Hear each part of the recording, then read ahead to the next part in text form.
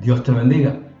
Doy gracias a Dios por toda persona que escucha este mensaje y por permitirme entrar en sus hogares a través de este medio. Sean todos bienvenidos a este perfil, en donde nos reunimos para recibir el pan cotidiano que alimenta nuestras almas, porque como escrito está, no solo de pan vive el hombre, sino de toda palabra que sale de la boca de Dios. Hoy continuaremos nuestro estudio en el libro del profeta Daniel, en esta serie titulada El fin de las profecías. La palabra de Dios, y muy en especial este libro de Daniel, es una fuente suficiente de entendimiento a un acontecimiento anunciado con más de 2500 años de anticipación. Espero que usted haya tenido la oportunidad de leer desde el capítulo 1 al 7 del libro de Daniel o de escuchar los 7 estudios anteriores, los cuales podrá usted encontrar en este perfil o solicitar a través de WhatsApp. Hasta este punto hemos estudiado las 2 primeras profecías de Daniel. El primero fue el sueño que tuvo el rey de Babilonia, Nabucodonosor, acerca de la gran estatua de metal. Y el segundo fue la visión de las 4 bestias salvajes saliendo del mar. Ambas visiones predijeron el panorama del poder de los gentiles en el Medio Oriente desde Babilonia hasta la revelación de Cristo y el milenio a seguir. Oremos. Señor, gracias por tu palabra.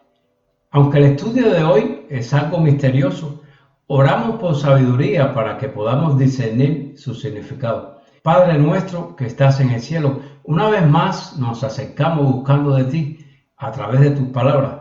Te pido, Señor, que ocultes a este servidor. Escóndeme, Señor, de la vista del hombre, para que no sea yo, sino tu presencia con nosotros y el poder de tu gloria que nos edifique.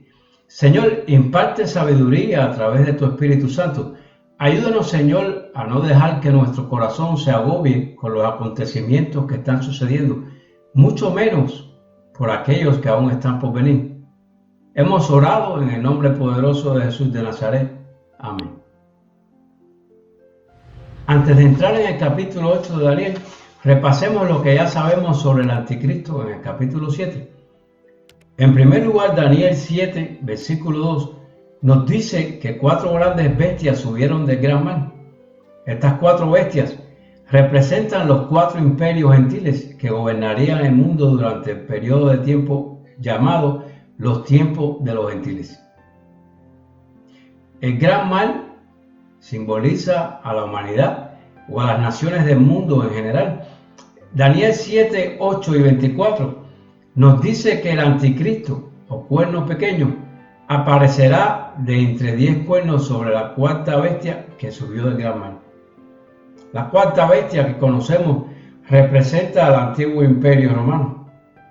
Y los 10 cuernos de la bestia representan 10 naciones o reyes que alguna vez fueron parte de este imperio, que se uniría para formar otro imperio en los últimos días. Entonces, de estos versículos sabemos que el anticristo también vendrá de un territorio o nación que alguna vez fue controlado por el antiguo imperio romano. Busquemos en nuestras Biblias el capítulo 8 de Daniel, en donde escucharemos acerca de la tercera visión. Comencemos leyendo el libro del profeta Daniel, capítulo 8, versículo 1. En el año tercero del reinado del rey Belsasar, me apareció una visión a mí, Daniel, después de aquella que me había aparecido antes. Esta tercera visión tiene lugar unos años después de la visión recibida por Daniel sobre las 4 bestias salvajes. Babilonia todavía estaba en el poder y Daniel y su pueblo todavía estaban cautivos allí. El tercer año de reinado de Belsasar es interesante, que este es el año en que cayó el imperio babilónico. Entonces, a solo unos meses antes de la noche de la fiesta infame y de la escritura en la pared, Dios le da a Daniel esta visión del carnero y de la cabra. Continúa diciendo el versículo 2, vi en visión y cuando la vi, yo estaba en Susa que es la capital del reino en la provincia de Elam. Vi pues en visión, estando junto al río Ulai. Alcé los ojos y miré, y he aquí un carnero que estaba delante del río y tenía 2 cuernos, y aunque los cuernos eran altos, uno era más alto que el otro, y el más alto creció después. Una vez más, Dios nos está mostrando que este será un reino dual. Los 2 cuernos representan las 2 naciones combinadas en un imperio, los medos y los persas. El hecho de que un cuerno sea más grande que el otro nos muestra que una nación era más fuerte que otra. Esto corresponde al lado del oso que se levantó y el brazo derecho y el hombro más fuerte de la estatua. Los 3 símbolos representan a los persas, que eran el pueblo más fuerte de los 2. Continuamos leyendo en el versículo 4, donde dice: vi que el carnero hería con los cuernos al poniente, al norte y al sur, y que ninguna bestia podía parar delante de él, ni había quien escapase de su poder, y hacía conforme a su voluntad y se engrandecía. Mientras yo consideraba esto, he aquí un macho cabrío venía del lado de poniente sobre la faz de toda la tierra, y sin tocar tierra, y aquel macho cabrío tenía un cuerno notable entre sus ojos. Y vino hasta el carnero de 2 cuernos que yo había visto en la ribera del río, y corrió contra él con la furia de su fuerza.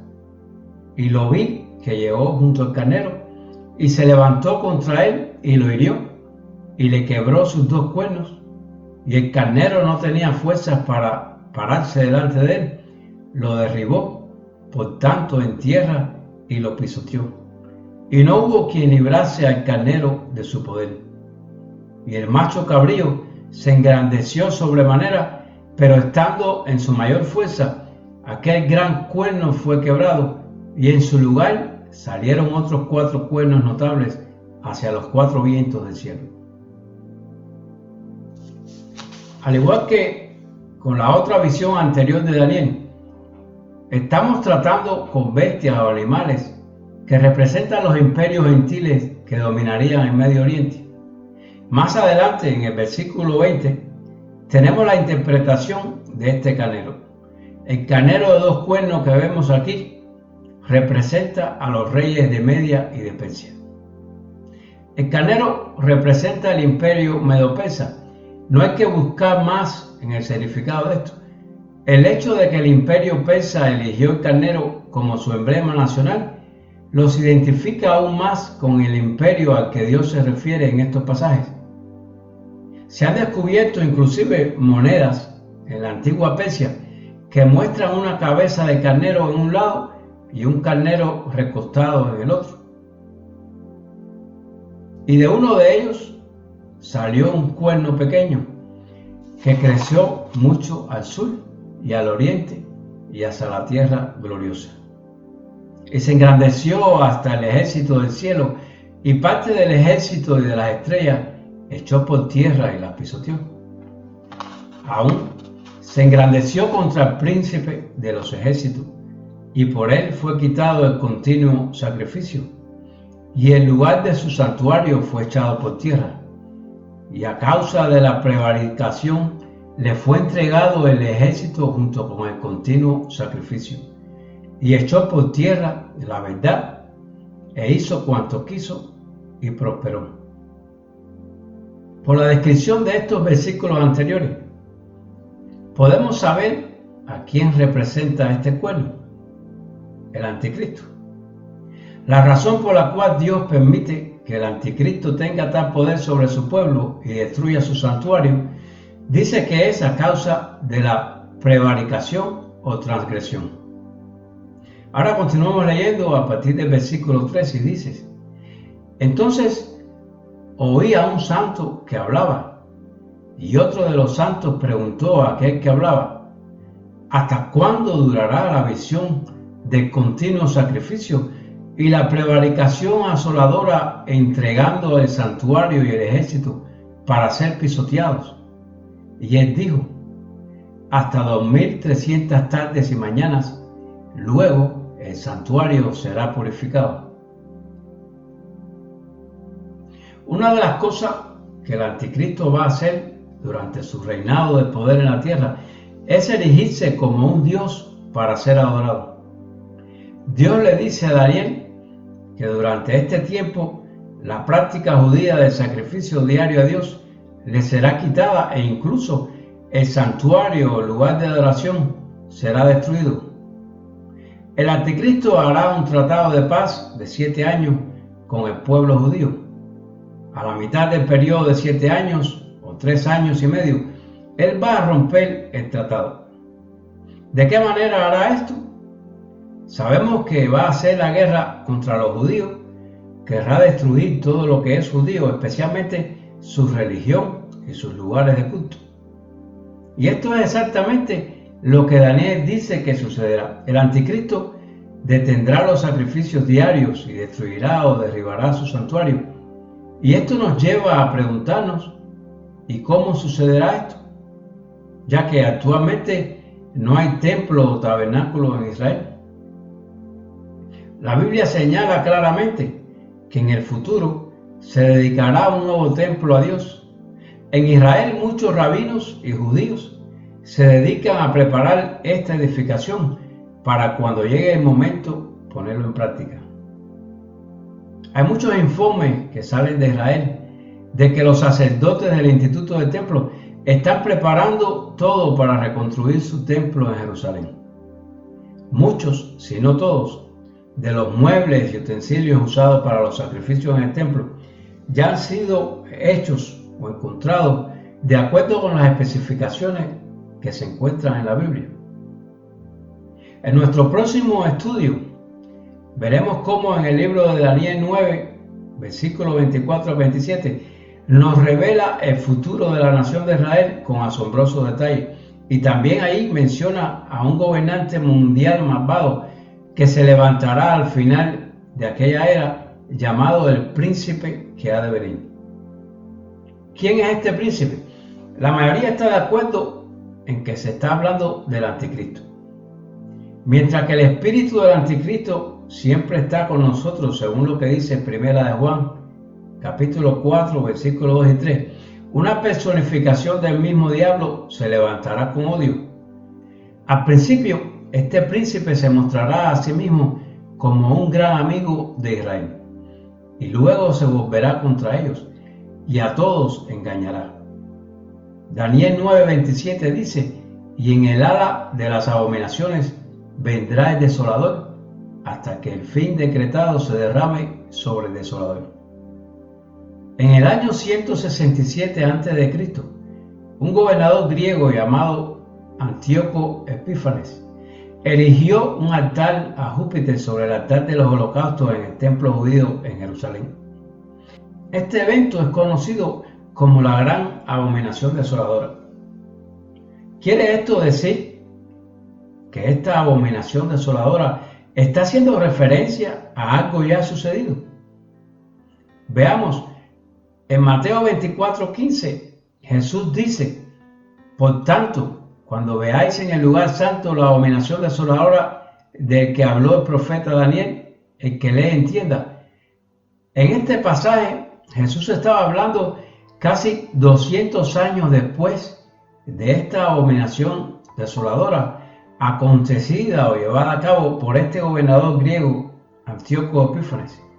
Así que Jesús debería estar profetizando que en algún tiempo futuro otra abominación desoladora ocurriría en un templo judío en Jerusalén.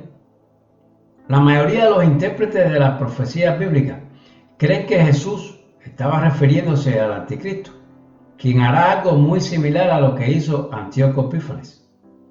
Esto es confirmado por el hecho de que algo de lo que Daniel profetizó en Daniel 9:27 no tuvo lugar en el año 167 a.C. con Antíoco Epífanes. Verá usted que Antíoco nunca confirmó un pacto con Israel por 7 años. Es el anticristo quien al final de los tiempos establecerá un pacto con Israel por 7 años y entonces lo romperá al hacer algo similar a la abominación desoladora realizada por Antíoco. Por otro lado, es bueno también resaltar lo siguiente, y ese es lo cuidadosos que debemos de ser a la hora de hacer conjeturas o suposiciones sobre las escrituras proféticas. Daniel, capítulo 8, versículo 14, ha sido el trampolín favorito para fantasías, interpretaciones proféticas. ¿Sabía usted que una interpretación popular y muy trágica tuvo lugar en el siglo XIX, cuando un hombre llamado William Miller tomó este número 2300 y dijo que cada día representaba un año? Luego comenzó a calcular desde los acontecimientos de Antíoco Epífanes y según sus cálculos alegó que Jesús regresaría en el 1844. Eso fue 2300 años después que Ciro emitió el decreto para reconstruir el templo. Este fue uno de los movimientos fundamentales del cristianismo en Estados Unidos en el siglo XIX después de Cristo. Este acontecimiento es recordado como la Gran Decepción. Los cristianos entonces estaban tan convencidos de que Jesús regresaría en el 1844 que había personas que vendían todo lo que tenían. Se juntaban en la cima de las colinas esperando el regreso de Jesús en este año. Los testigos de Jehová, los adventistas del séptimo día y muchos otros grupos religiosos surgieron a raíz de esa gran decepción. Este acontecimiento nos sirve a todos de escarmiento o como una señal de advertencia a que seamos cuidadosos en nuestras afirmaciones de lo que la Biblia dice acerca de las profecías. Y leemos en el versículo 15, donde dice que aconteció que mientras yo, Daniel, consideraba la visión y procuraba comprenderla, he aquí se puso delante de mí uno con apariencia de hombre, y oí una voz de hombre entre las riberas de Ulai que gritó y dijo: Gabriel, enseña a este la visión. Vino luego cerca de donde yo estaba, y con su venida me asombré y me postré sobre mi rostro. Pero él me dijo: entiende, hijo de hombre, porque la visión es para el tiempo del fin. Mientras él hablaba conmigo, caí dormido en tierra sobre mi rostro, y él me tocó y me hizo estar de pie. Y dijo: he aquí, yo te enseñaré lo que ha de venir al fin de la ira, porque eso es para el tiempo del fin. En cuanto al carnero que viste, que tenía 2 cuernos, estos son los reyes de Media y Persa. El macho cabrío es el rey de Grecia, y el cuerno grande que tenía entre sus ojos es el rey primero. El ángel Gabriel nos da la interpretación de este pasaje en el versículo 21. El macho cabrío es el rey de Grecia, y el gran cuerno entre sus ojos es el primer rey. ¿No cree usted que resulta agradable cuando la interpretación se presenta tan fácilmente sin tener que estar especulando sobre ello? El macho cabrío que ataca y destruye al carnero representa el imperio griego que sigue al imperio Medo-Persia, según la línea de sucesión. El macho cabrío veloz que cruza la tierra sin tocar el suelo, manifestando su velocidad, corresponde a la imagen de ese veloz leopardo en el libro de Daniel, Daniel 7, y el vientre y los mulos de bronce en el libro de Daniel 2. El versículo 5 también nos dice que el macho cabrío vino del oeste. Verá usted que si estás parado en Persia como lo estaba Daniel cuando recibió esta visión, entonces Macedonia o Grecia quedarían al norte. El versículo 21 también nos dice que el cuerno grande entre los ojos de esta cabra representa al primer rey de Grecia y quien fue Alejandro Magno. Una de las cosas notables desde la perspectiva histórica sobre Alejandro Magno fue la velocidad con la que conquistó el mundo. Barrió el mundo con sus ejércitos de una manera notable. El versículo 5 dice que recorrió la faz de toda la tierra sin tocar el suelo. Esta cabra fue tan rápida que voló por el suelo y venció todo, y es exactamente la forma en que Alejandro conquistó en su reino. Continuamos leyendo en el versículo 22, donde dice: en cuanto al cuerpo que fue quebrado y sucedieron 4 en su lugar, significa que 4 reinos se levantarán de esa nación, aunque no con la fuerza de él. Una vez más podemos ver la correlación entre las visiones anteriores. Las 4 cabezas del leopardo en el capítulo 7 ahora corresponden a los cuernos de esta nueva visión. Y el ángel Gabriel nos dice claramente que estos 4 cuernos son 4 reinos que saldrán del imperio griego a raíz de la muerte del primer rey. Sin embargo, que ninguno sería tan fuerte como lo había sido Alejandro. Sabemos por la historia que esto es exactamente lo que sucedió. Ante la muerte de Alejandro Magno, su imperio se dividió entre sus 4 generales. Casander tomó Macedonia o Grecia, Lisímaco tomó Tracia o Asia Menor. Seleuco ocupó el norte de Siria, donde estableció su capital de Antioquía y de Asia. Ptolomeo tomó Egipto y la parte sur. Entonces, técnicamente, estos 4 cuernos pueden llevar los nombres de los 4 reinos que representan los 4 cuernos, que son Macedonia o Grecia, Tracia, Siria y Egipto. Y al fin del reinado de estos 4, los transgresores lleguen a cómo se levantará un rey altivo de rostro y entendido en enigmas, y su poder se fortalecerá, mas no con fuerza propia, y causará grandes ruinas y prosperará, y hará arbitrariamente y destruirá a los fuertes y al pueblo de los santos. Con su sagacidad hará prosperar el engaño en su mano, y en su corazón se engrandecerá. Y sin aviso destruirá a muchos, y se levantará contra el príncipe de los príncipes, pero será quebrantado, aunque no por mano humana. La visión de las tardes y mañanas que se ha referido es verdadera, y tú guarda la visión, porque es para muchos días. Y yo, Daniel, quedé quebrantado y estuve enfermo algunos días, y cuando convalecí, atendí los negocios del rey, pero estaba espantado a causa de la visión y no la entendía. El versículo 26 nos dice algo muy importante. Nos dice que el tiempo y los eventos que los ángeles están discutiendo van a suceder en un tiempo distante de cuando Daniel estaba recibiendo esta visión. También nos dice que el entendimiento de esta parte de la visión debe de ser sellada porque no concierne al futuro cercano. No era algo que Daniel y sus contemporáneos necesitaban entender, porque no estaría ocurriendo durante su vida o incluso durante la vida de sus hijos o de sus nietos. La comprensión de esta parte de la visión vendría en un futuro lejano cuando esta profecía fuera necesaria. Podemos entonces asumir, por todos los acontecimientos de nuestro día de hoy, que con toda certeza estamos en el marco del tiempo de ese futuro lejano al que se refería Gabriel.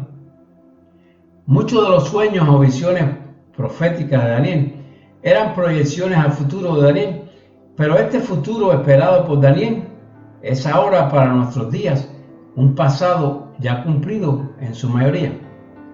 Entonces, para todo aquel que se pregunta por qué es tan importante estudiar sobre las profecías ya cumplidas en este libro de Daniel, la respuesta es la siguiente. Porque si todas las profecías ya cumplidas acontecieron al pie de la letra y con una exactitud asombrosa, ¿qué nos hace pensar que aquellas que están aún por cumplirse dejarán de hacerlo de igual manera? Podemos ver hasta aquí que el capítulo 8 es en cierto sentido un paralelo muy parecido a las porciones proféticas de Daniel que vimos en los capítulos anteriores. Imágenes proféticas que representan 4 reinos, la llegada del anticristo y el regreso de Jesús.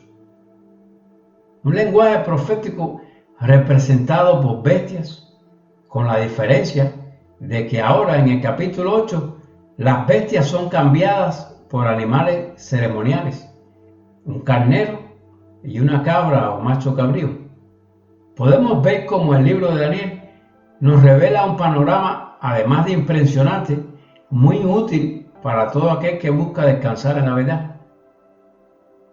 Para nadie es secreto que nuestro mundo se está convirtiendo rápidamente en un gigantesco manicomio en el cual los pacientes son los directores del centro. Es una situación extraña y perturbadora en donde ahora los pacientes y no los doctores escriben las recetas. Los estudiantes y no los maestros amenazan con administrar las escuelas. Los niños y no los padres quieren dar órdenes en los hogares. Los miembros de la iglesia y no el Espíritu Santo quieren guiar las iglesias. ¿Sabrá usted que de tal anarquía como la que se vive en los días actuales siempre surgirá inevitablemente un dictador? Y como nos advierte repetidamente las profecías del libro de Daniel, el último de esta línea será el anticristo.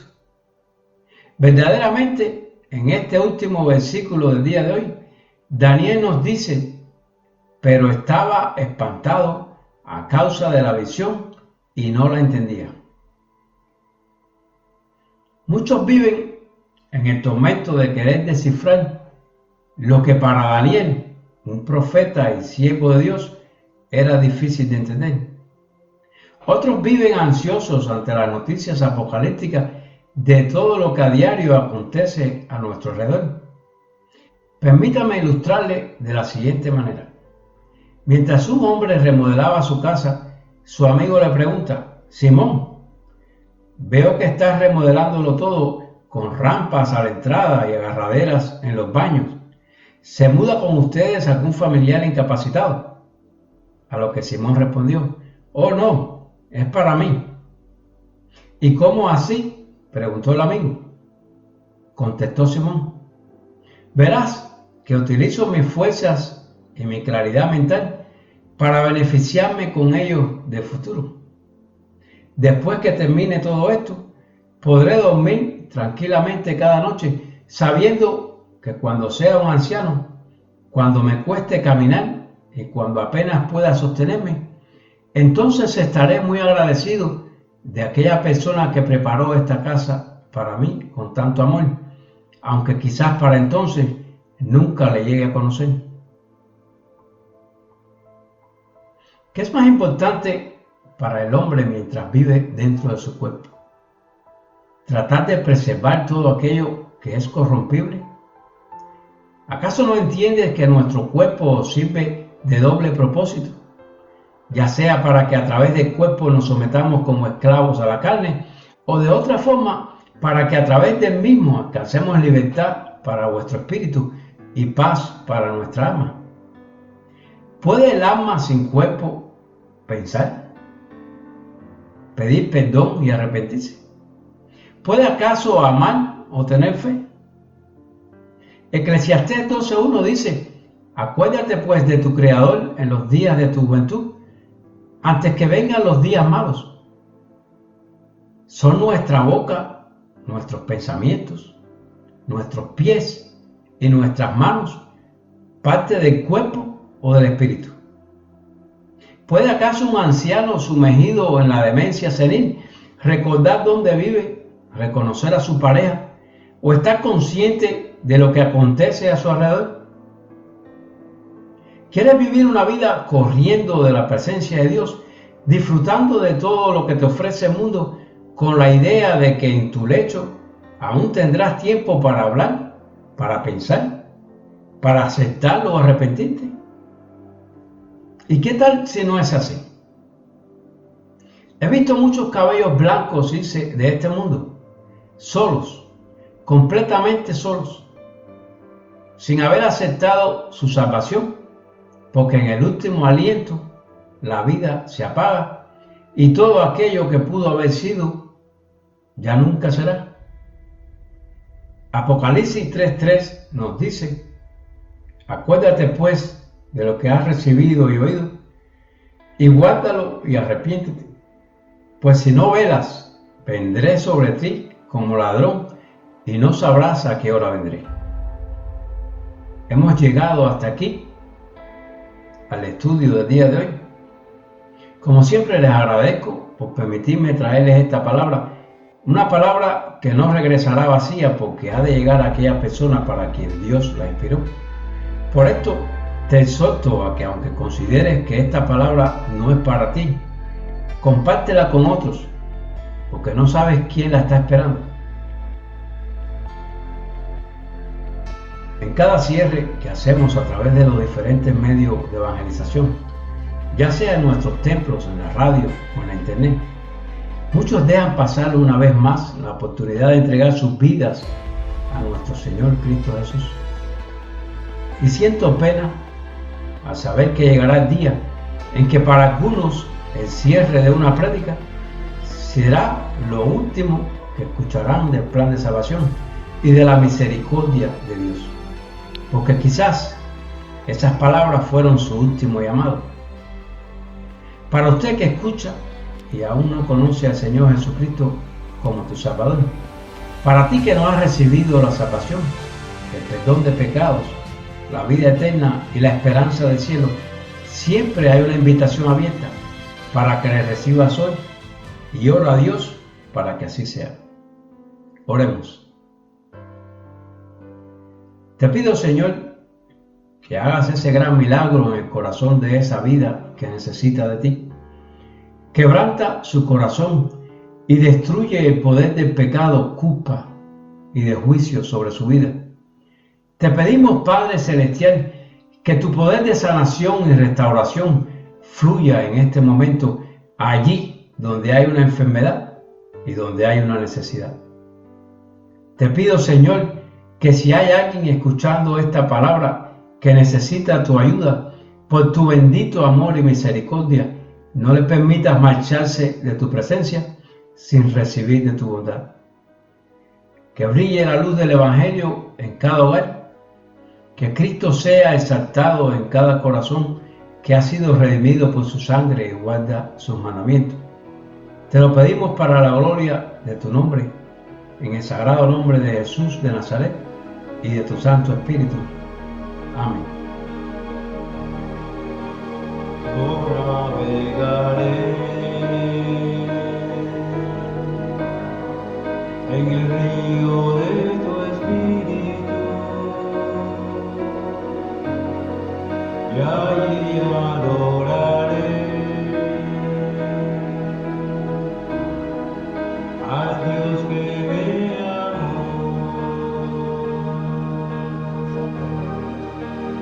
Yo adoraré a Dios que me daría, que me comprende sin ninguna explicación. Espíritu,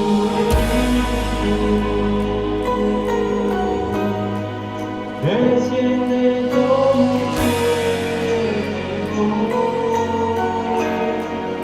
como el viento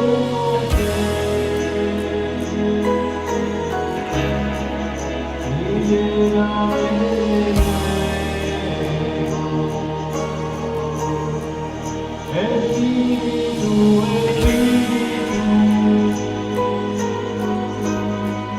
desciende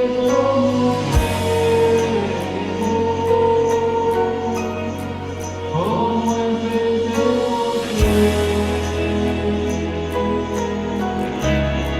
y lléname de nuevo.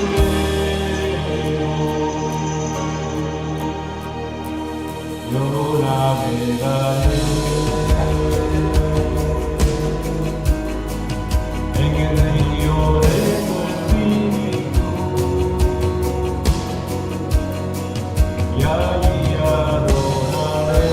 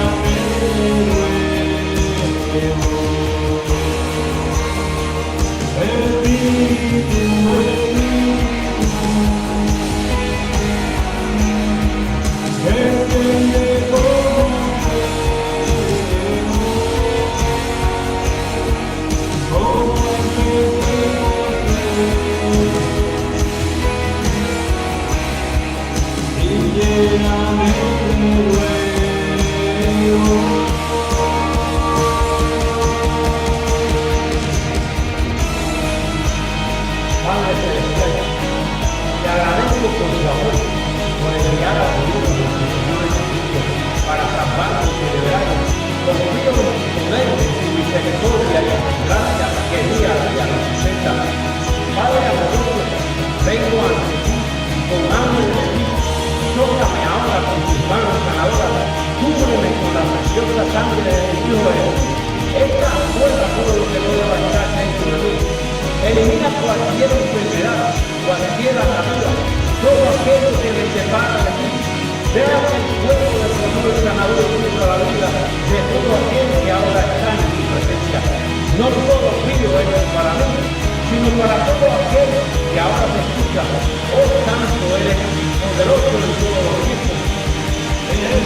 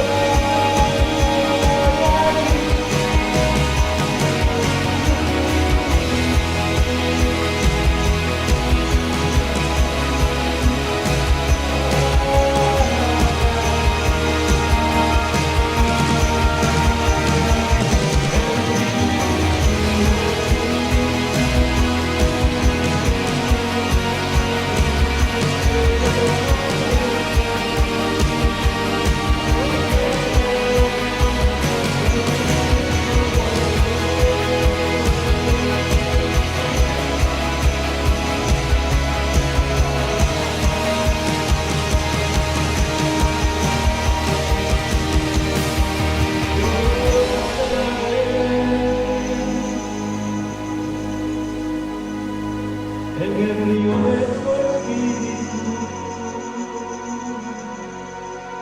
y allí adoraré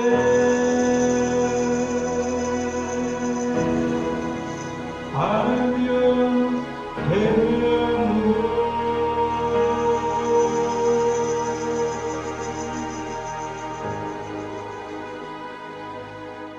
Como siempre, sean todos bendecidos. La paz de Dios.